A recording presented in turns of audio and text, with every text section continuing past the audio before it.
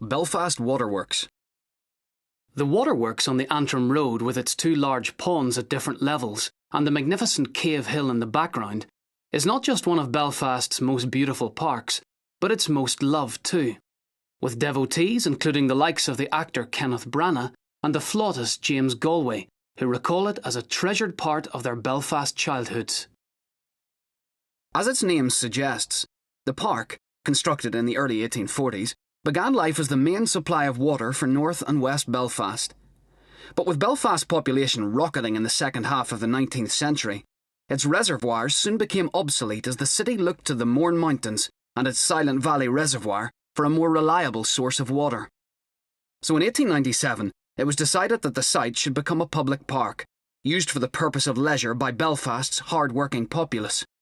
On Sundays, then the only day off available, the waterworks would be filled with workers from lower down the Antrim Road, indulging in all kinds of pursuits, from boating and fishing to musical concerts. In 1929, they even took part in speedboat racing. That particular sport is unlikely to be repeated, much to the relief of the plentiful birdlife who frequent both ponds.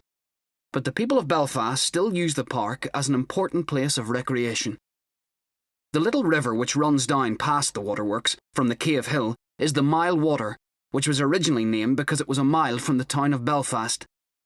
Actually, it is something of a miracle that the waterworks is still in existence at all. During 1940, the Luftwaffe made a reconnaissance flight over the city, wrongly identifying the Wasserwerk Belfast as the main water supply for the city, not knowing that for over 50 years, the site had been a public park. This error has been blamed for the particularly heavy bombing that decimated North Belfast, particularly the closely packed residential areas of the Antrim, Cave Hill, Limestone and Crumlin roads.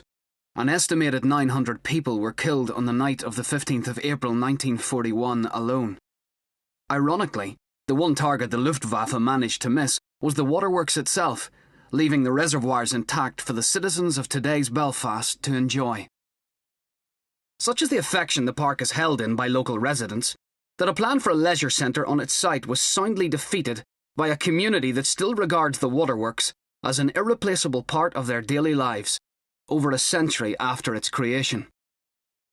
Well, in May 1941, we had had a lot of false air raid warnings.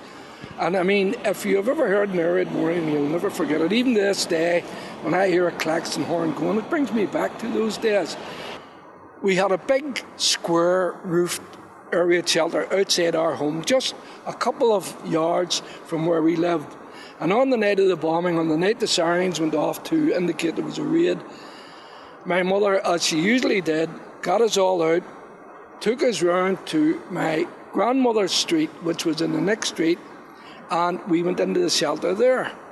And that was one of the small shelters with a sloped roof. After the raid was over, after we got the all clear, we went back to our own street and we found that the shelter had been wrecked by a bomb blast and the very heavy concrete roof fell down on the people inside.